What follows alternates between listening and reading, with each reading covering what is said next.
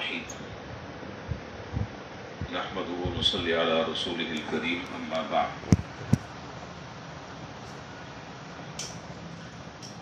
قال رسول الله صلى الله عليه وسلم من استطاع منكم الباءة فليتزوج فإنه أغض للبصر وأحسن للفرج ومن لم يستطع فعليه بالصوم فإن له وجاء وقال رسول الله صلى الله عليه وسلم إن أعظم النكاح بركة أيسره مؤونة أو كما قال عليه الصلاة والسلام.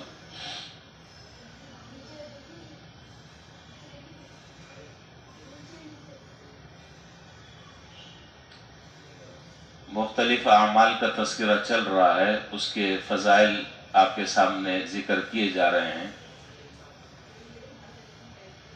یہ جو دو حدیثیں میں نے پڑھی ہیں یہ نکاح سے متعلق ہیں،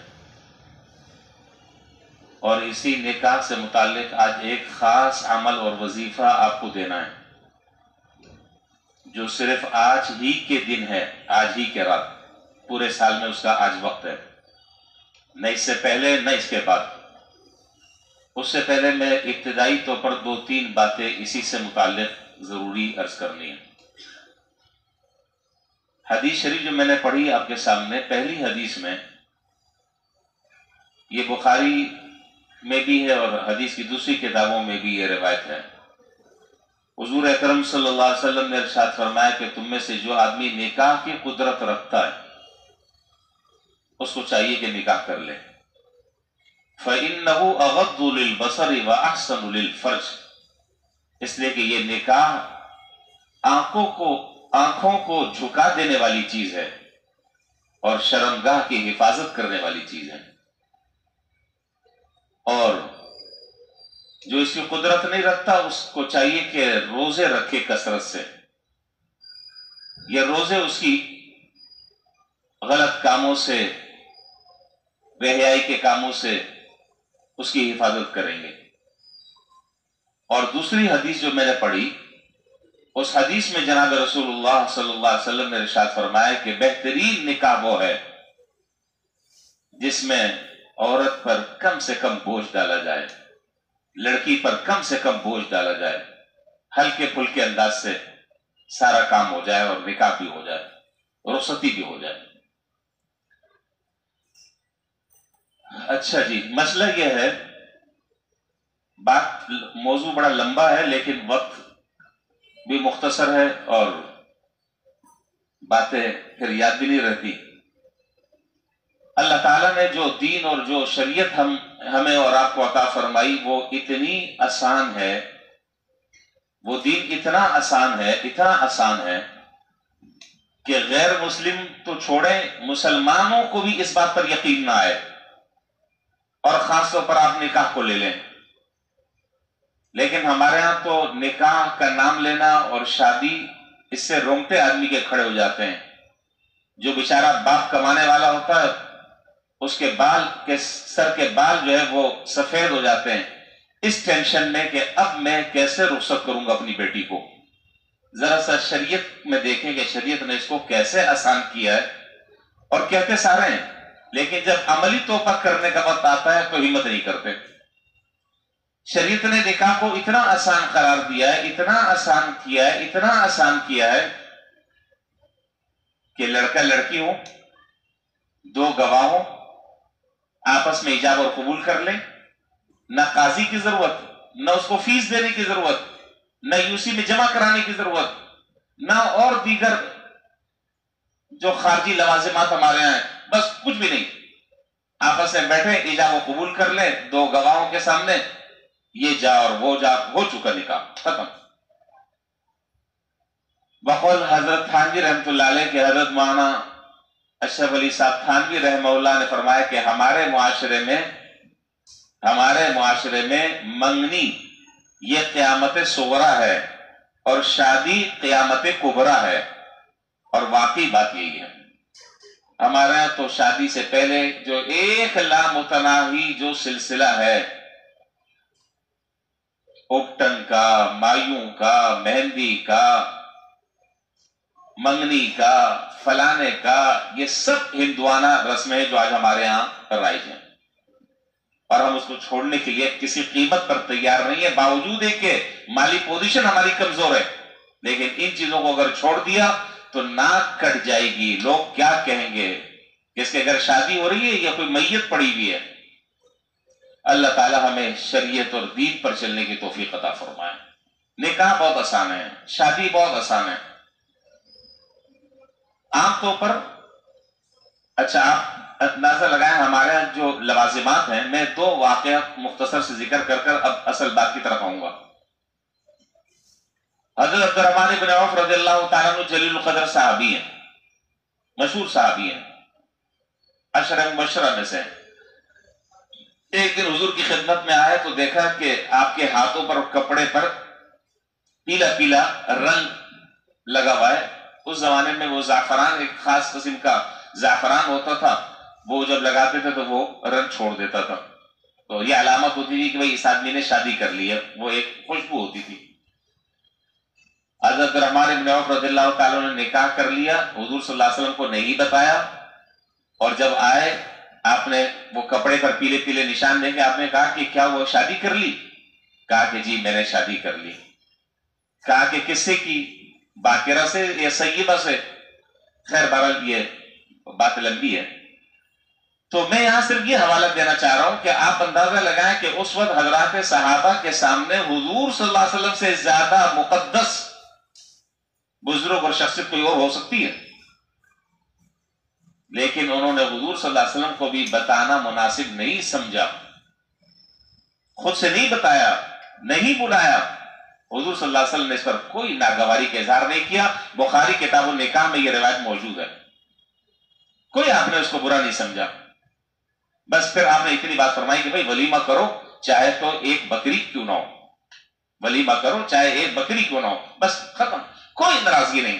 اور اب دوسرا جو میں واقعہ سنا رہا ہوں وہ اس سے زیادہ حیرت انگیز، آپ حیران ہوں گے، اور ہم جس معاشرے میں رہ رہے ہیں اس پر اس واقعے کو آپ منتخب کر کر دیکھیں کہ ہمارے ہاں اس کی کیا تصویر ہے۔ بڑا عجیب واقعہ ہے، حدیث کی کتاب ہے مجمع الزوائد، کئی جلدوں میں عربی میں، اس میں یہ واقعہ موجود ہے، مجمع الزوائد میں۔ حضرت ابو دردہ رضی اللہ تعالیٰ عنہ مشہور صحابی، آپ نے نام سنا ہوگا، اور حضرت سلمان فارسی رضی اللہ تعالیٰ عنہ، ان کا بھی آپ نے نام سنا ہوگا۔ بہت توجہ سے سننے کا اور سمجھنے کا ہے۔ حضرت ابو دردہ رضی اللہ تعالیٰ عنہ اور حضرت سلمان فارسی رضی اللہ تعالیٰ عنہ، یہ دونوں حضرات جو ہے وہ کسی گھر میں گئے حضرت سلمان فارسی رضی اللہ تعالیٰ عنہ کے نکاح کا پیغام لے کر۔ حضرت سلمان فارسی رضی اللہ تعالیٰ عنہ کا نکاح کا پیغام لے کر کسی گھر میں گئے، اور صورتحال یہ تھی کہ حضرت سلمان فارسی باہر تھے اور حضرت ابو دردہ رضی اللہ تعالیٰ عنہ گھر کے اندر چلے گئے گھر والوں سے ملاقات کرنے۔ آپ نے وہاں جا کر اپنا مدعا بیان کیا کہ جی میں آیا ہوں اپنے بھائی سلمان فارسی کے نکاح کے سلسلے میں، اور ان کے فضائل بیان کیے کہ انہوں نے اسلام کے خاطر کیسی کیسی قربانیاں دی اور اسلام قبول کیا، یہ ان کے دین اسلام میں خدمات ہیں وغیرہ وغیرہ، ساری باتیں کی۔ اب سنیے ذرا سا دل پر ہاتھ رکھ کر، یہ ساری باتیں بیان کرنے کے بعد انہوں نے کہا کہ جی ہم سلمان کو تو رشتہ نہیں دیتے، ہم سلمان کو تو رشتہ نہیں دیتے، ہم اپنی بچی کا نکاح آپ سے کرانا چاہتے ہیں۔ آپ نے کہا کہ ٹھیک ہے کرا دو۔ وہی بیٹھے بیٹھے نکاح ہو گیا، بات ہو گئی، اور جب وہ باہر نکلے تو باہر نکل کر حضرت سلمان فارسی رضی اللہ تعالیٰ سے کہا کہ میں آپ کے سامنے بہت شرمندہ ہوں۔ کتنا وقت لگا ہوگا، میں آپ کے سامنے بڑا شرمندہ ہوں۔ کہا کہ کیا ہوا؟ کہا کہ اس طرح واقعہ ہوا، میں گیا تھا اور آپ کا پیغام لے کر، انہوں نے کہا کہ جی ہم ان کو تو نہیں دیتے، ہم آپ کو دیتے ہیں اگر آپ نکاح کرنا چاہیں۔ میں نے کہا کہ جی میں تیار ہوں۔ اسی وقت نکاح ہو گیا ہے۔ تو حضرت سلمان فارسی نے فرمایا کہ میں خود آپ سے شرمندہ ہو رہا ہوں، اس لیے کہ وہ لڑکی اللہ نے آپ کے لیے مقدر فرمائی تھی، میرے لیے مقدر نہیں فرمائی تھی۔ خلاص وہی محبت، وہی تعلق، وہی اپنائیت، وہی رابطہ، وہی جوڑ، وہی محبتیں۔ اور آج اگر خدا نخواستہ اللہ نہ کرے ایسا ہو جائے تو کہیں گے کہ اچھا تیری سیٹنگ پہلے سے چل رہی تھی، مجھے سب پتا ہے، مجھے سب پتا ہے، پہلے سے سارے معاملات چل رہے تھے، مجھے بیوقوف بنایا ہے۔ और फिर मरने मारने पर तुल जाए, गर्दनें एक दूसरे की काट दें।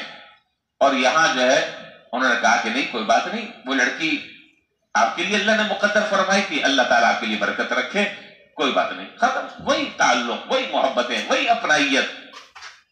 सुभान अल्लाह, क्या कहना। खैर, अब मैं असल बात की तरफ आ रहा हूं। ये एक वजीफा है जो हजरत मौलाना मुफ्ती रफी उस्मानी साहब दामत बरकातुहुम ने अता फरमाया, और हर साल मैं ये वजीफा देता हूं, और इस वजीफे की बरकत से बेशुमार लोगों के निकाह हुए हैं अल्हम्दुलिल्लाह, और उन्होंने आकर बताया है। और मैंने कहा कि उसकी आज की तारीख है, इसीलिए आज मैं ये बात जिक्र कर रहा हूं। आमतौर पर शादी में या निकाह में जो ताखिर होती है, उसमें ताखिर की वजह आमतौर पर हमारी कुछ अपनी बुनियादी डिमांड होती है, कि वो डिमांड जो है वो या तो लड़की की तरफ से डिमांड होती है या लड़के की तरफ से डिमांड होती है, या वो डिमांड जो है वो पूरी होती नजर नहीं आती। ख्वाब जो है वो बहुत बड़े बड़े हम देख रहे होते हैं।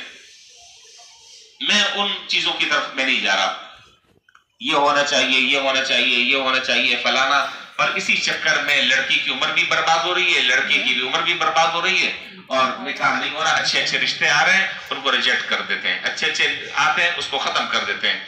तो भाई इसका कोई वजीफा नहीं है, ये मैं आपको पहले बता दूं, इसका कोई वजीफा नहीं है। सिंपल तरीके से सादगी के साथ अगर कोई आदमी निकाह करना चाहता है, इन रसूमात से बचकर शरीयत के मुताबिक, उसके लिए ये नुस्खा है जो मैं अभी आपके सामने अर्ज कर रहा हूं।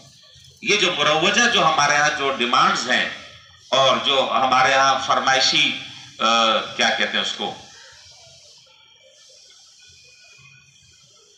मुझे नाम नहीं आ रहा, हमारा जो फरमाइशी की जाती हैं, और तो उसका कोई वजीफा नहीं है। ये वजीफा जो है ये है आज 11वां रोजा है, ये साल में एक मौका इसका आता है, न ये आप कल कर सकते हैं, न एक दिन पहले कर सकते हैं।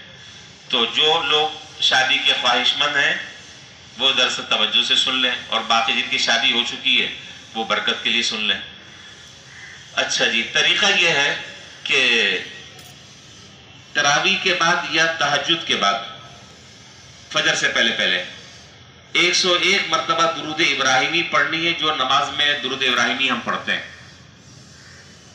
फिर 12 रकात नफिल नमाज पढ़नी है, 2-2 रकातें कर 12 रकातें नफिल नमाज पढ़नी है, 2-2 रकातों पर सलाम फेरना है, हर 2 रकात के बाद सलाम फेरना है। इस तरह 12 रकातें पढ़नी है, और हर रकात में सूरह फातिहा के बाद 12 बार सूरह फील पढ़नी है, अलम तरा कैफ़ फ़अल रब्बुका बिअस्हाबिल फील।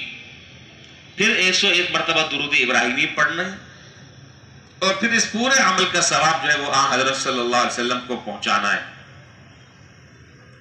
और उसके बाद फिर पूरे यकीन के साथ अल्लाह ताला से दुआ कर दें।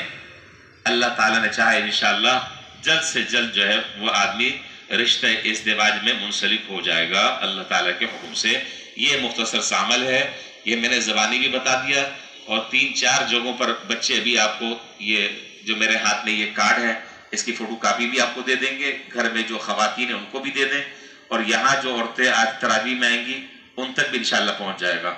और गेटों पर जो मेरे बयान का जो ग्रुप लिखा हुआ है आपने देखा होगा, उसमें भी डाल दिया है, ताकि मुझसे आपको पूछने की जरूरत ना पड़े, आपको ये चीज़ें वहाँ पर मिल सकती हैं। तो जिन हजरात को चाहिए वो ले लें और दुआ भी करें, इंशाअल्लाह अल्लाह ने चाहा इससे फ़ायदा होगा। व आखिर दावाना अल्हम्दुलिल्लाह।